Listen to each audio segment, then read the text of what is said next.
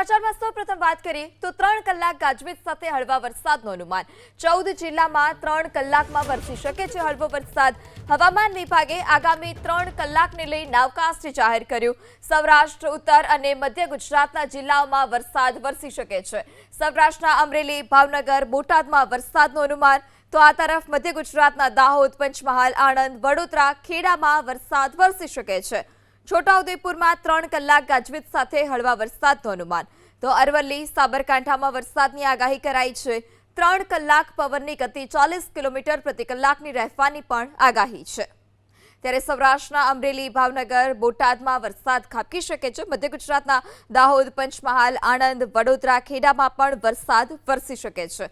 3 કલાક પવનની ગતિ 40 કિલોમીટર પ્રતિ કલાક રહેવાની પણ આગાહી છે। તો છોટાઉદેપુરમાં પણ ગાજવીજ સાથે વરસાદ ખાબકી શકે છે। ઉત્તર ગુજરાતના અલગ અલગ જિલ્લામાં પણ વરસાદને લઈ આગાહી કરવામાં આવી છે। આગળ વાત સાબરકાંઠાની કે જ્યાં વડાલીમાં વરસાદ, વડાલી તાલુકામાં વરસાદ વરસ્યો। વડાલી શહેર અને ગ્રામ્ય વિસ્તારમાં વરસાદને કારણે વાતાવરણમાં ઠંડક પ્રસરી। ભારે ઉકળાટ અને બફારા બાદ વરસાદને લઈ સ્થાનિકોમાં પણ રાહત છે। સ્થાનિકોએ પણ રાહતનો શ્વાસ લીધો છે। આ સાથે જ જગતનો તાત પણ ખુશખુશાલ। ત્યારે વડાલી શહેર અને ગ્રામ્ય વિસ્તારમાં મેઘરાજાની દસ્તક જોવા મળી છે। સાબરકાંઠામાં વહેલી સવારથી જ વાદળછાયું વાતાવરણ અને બપોરના સમયે જ વડાલીમાં વરસાદ ખાબક્યો। વરસાદને કારણે વાતાવરણમાં ચોક્કસપણે ઠંડક પ્રસરી છે। જે ચોમાસુ પાક છે તે ચોમાસુ પાક લેવાની શરૂઆત પણ હવે ખેડૂતો કરી દેશે। જગતનો તાત પણ ખુશખુશાલ છે। વધુ માહિતી સાથે સંવાદદાતા દર્શન ફોનલાઈનથી જોડાયા છે। જે દર્શન, કયા કયા વિસ્તારમાં વરસાદ?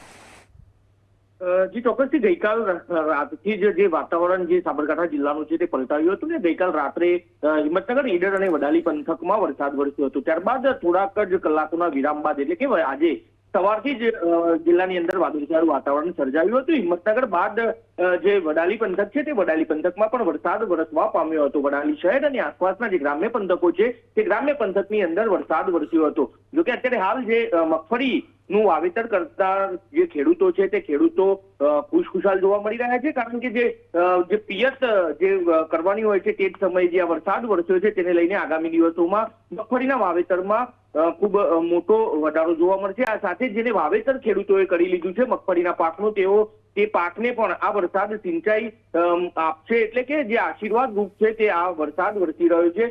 વડાલીના ગ્રામ્ય પંથક હોય, હિંમતનગરના ગ્રામ્ય પંથક હોય, એ સમગ્ર પંથકની અંદર જે આ વરસાદ છે તે વરસાદ ખેડૂતોના માટે આશીર્વાદ રૂપ સાબિત થયો છે। આ સાથે જ જે સાબરકાંઠા જિલ્લાના જે સ્થાનિકો છે તે સ્થાનિકોને પણ ગરમીમાં આંશિક રાહત મળી છે।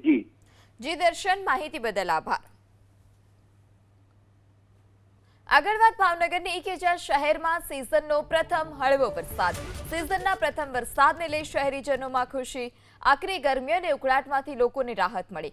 શહેરના શાક માર્કેટ, તળાવ સહિતના વિસ્તારમાં ઝરમર વરસાદ વરસ્યો। વધુ માહિતી સાથે સંવાદદાતા પાર્થ ફોનલાઈનથી જોડાયા છે। જે પાર્થ, કયા કયા વિસ્તારમાં વરસાદ?